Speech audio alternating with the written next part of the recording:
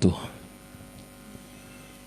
Alhamdulillahi rabbil alamin, wassalatu wassalamu ala nabiyil mursalin wa ala alihi wa ashabihi ajma'in.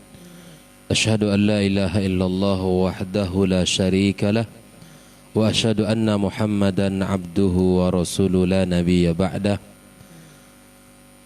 Subhanaka la ilma lana illa ma 'allamtana innaka antal alimul hakim. Allahumma inna nas'aluka khaira hadzal yawm, khaira ma fihi wa khaira ma ba'dah, wa na'udzubika min syarri hadzal yawm, syarri ma fihi wa syarri ma ba'dah. Allahumma inna na'udzubika minal barasi wal jununi wal juzami, wa na'udzubika min sayyil asqami. Ma'asyiral hadirin wal hadirat rahimakumullah. Alhamdulillah, bersyukur kita kepada Allah Subhanahu wa taala bagi yang penuh berkah kembali Allah kumpulkan kita di tempat yang mulia, di rumahnya dan di majlis yang mulia pula, yaitu di majlis ilmu. Mudah-mudahan Allah Subhanahu wa taala kembali mengumpulkan kita di dalam surganya sebagaimana Allah kumpulkan kita pada saat ini di tempat yang mulia. Salat dan salam kita sampaikan kepada junjungan alam Nabi besar Muhammad sallallahu alaihi wasallam. Mudah-mudahan kita semua termasuk orang-orang yang selalu meningkatkan ittiba', berpegang teguh dan mengikuti sunnah Rasulullah sallallahu alaihi wasallam. Tak lupa kita doakan orang tua kita, diri kita dan orang tua kita, para guru kita, para masyayikh, kemudian kaum muslimin, kaum muslimat, bagi yang sudah meninggal dunia, semoga Allah ampunkan dosa-dosanya, dan yang masih hidup Allah kokohkan di dalam agama yang mulia ini. Bil khusus pengarang kitab Ad-Da'wa Dawa, semoga Allah tinggikan makamnya dan Allah tempatkan di tempat yang mulia di sisinya. Kembali kita akan melanjutkan pembahasan yang mana pagi ini kita akan membahas pintu-pintu maksiat dan dosa. Wa akthar ma tudkhilul ma'asi 'alal 'abdi min hadhil abwabil arba'ah. Fanadhkur fi kulli babin minha faslan yaliqu bihi. Di antara jalan-jalan maksiat yang paling banyak atau pintu-pintu maksiat yang paling banyak bagi seorang hamba itu ada 4. Kita akan jelaskan satu persatu masing-masing dari penyebab tersebut dengan penjelasan yang rinci. Yang pertama adalah an-nazrah. Di antara pintu maksiat dan dosa bagi seorang hamba adalah pandangan. Fahiya ra'idus syahwati wa rasuliha. Fahiya ra'idus syahwati wa rasuluha. Dia adalah pemandu syahwat dan utusan syahwat itu. Wa hibzuha aslu hibzil faraj.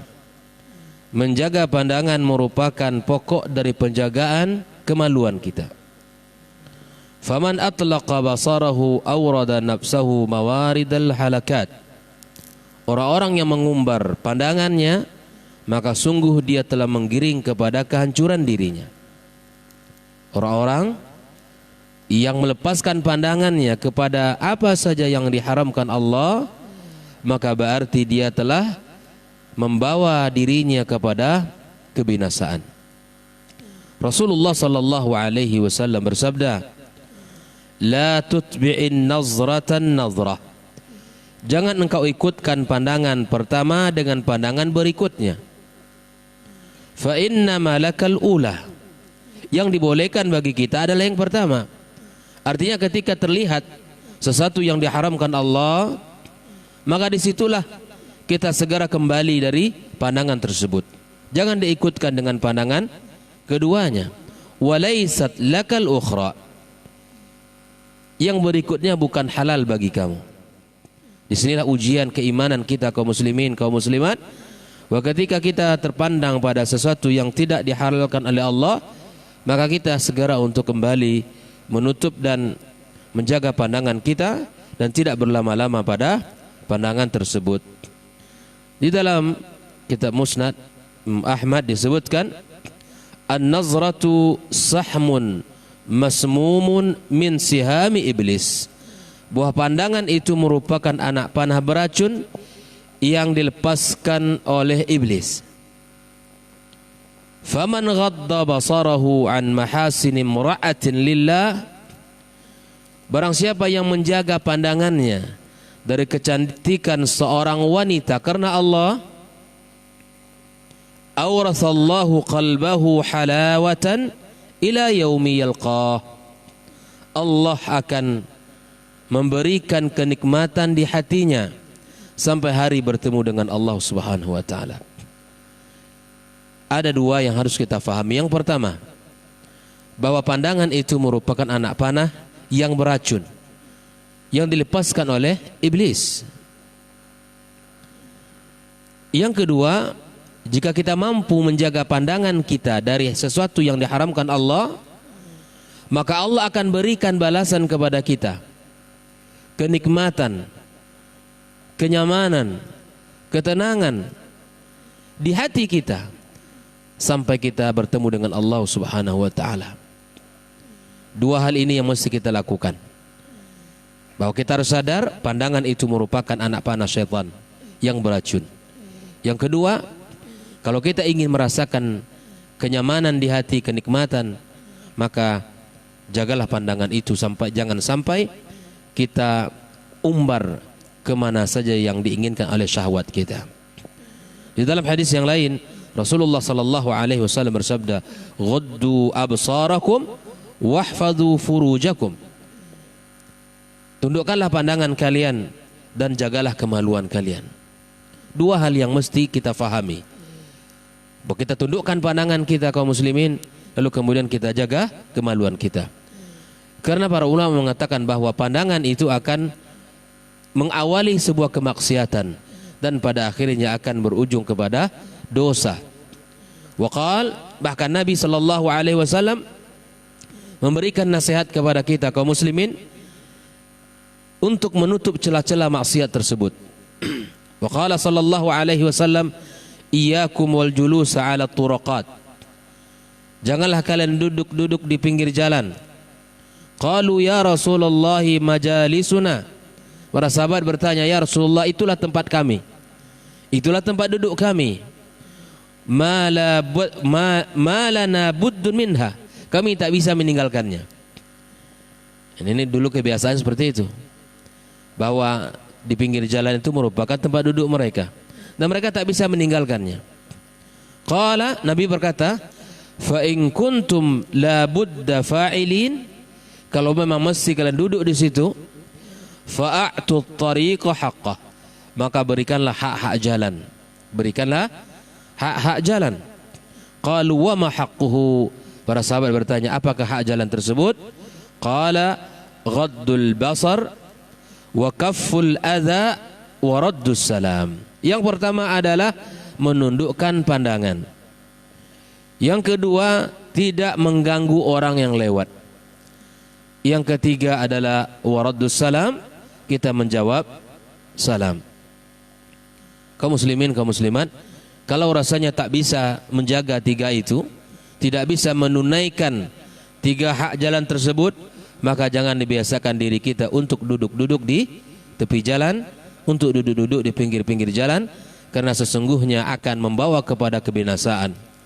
Kalau kita tidak bisa menjaga pandangan, tidak bisa menahan diri untuk tidak mengganggu orang yang lewat, atau tidak mau atau tidak bisa untuk menjawab salam, maka jangan duduk di pinggir jalan. Karena ini berat kaum muslimin.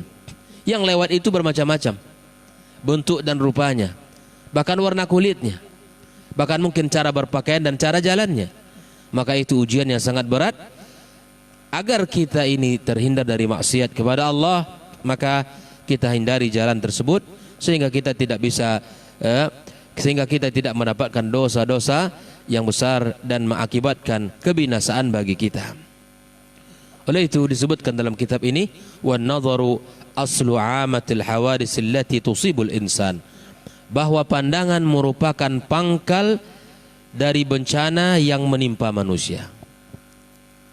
Pangkal dari bencana menimpa manusia itu berawal dari pandangan. Fa inna an-nadhrata tulidu khatarah. Pandangan akan melahirkan getaran hati. Maka benar dari mata turun ke hati. Thumma tulidul khatara fiqrah. Kemudian getaran hati itu akan melahirkan angan-angan, pikiran. Thumma tulidul fikra syahwah. Kemudian angan-angan akan melahirkan syahwat. Thumma tulidul syahwa iradatan. Dan syahwat akan melahirkan keinginan. Thumma taqwa fatasiru azimatan jazimah. Kemudian menguat, akan menjadi kebulatan tekad untuk melakukannya. Fayaqa'al fi'lu walabud. Kemudian terjadilah apa yang diinginkan dari maksiat tersebut. Ma la yamna' minhu mani'. Sehingga tidak ada yang bisa menghalanginya. Wa fi hadza qila, oleh itu ada sebuah nasihat dari para ulama kita, as-sabru ala ghaddil basar aisaru minas sabri ala alamin ma ba'dahu. Kesabaran ya di dalam menundukkan pandangan kita. Ya, kesabaran di dalam menundukkan pandangan kita lebih ringan daripada kesabaran yang akan menanggung celaan beban setelah itu. Maka berlatihlah untuk menjaga pandangan kaum muslimin, ya kaum muslimat, bahwa sesungguhnya ya, kesabaran ketika saat melihat sesuatu yang haram itu akan lebih ringan insyaallah daripada ya menahan sesuatu yang ada setelah itu. Karena akan banyak keburukan-keburukan, akan banyak maksiat-maksiat yang akan dirasakan oleh hati kita. Di dalam sebuah syair disebutkan, kullul hawadithi mabdaha minan nazar. Setiap bencana itu bermula daripada pandangan. Wa mu'zamun nari min mustasghari syarr. Bahwa api yang besar itu berawal dari percikan api yang kecil.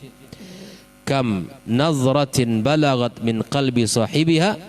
Betapa banyak pandangan yang menembus hati pemiliknya.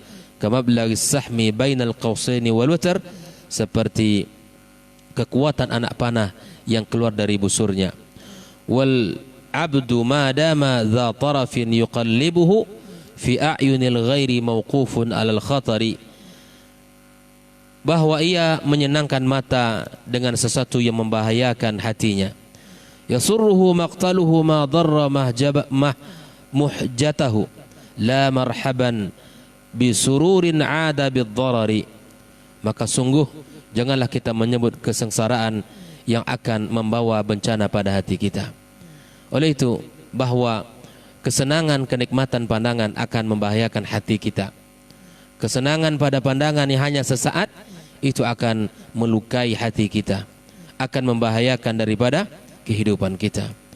Wa min afatin nadhar, di antara bencana-bencana penglihatan, ayurisul hasarat, itu akan mewariskan penyesalan.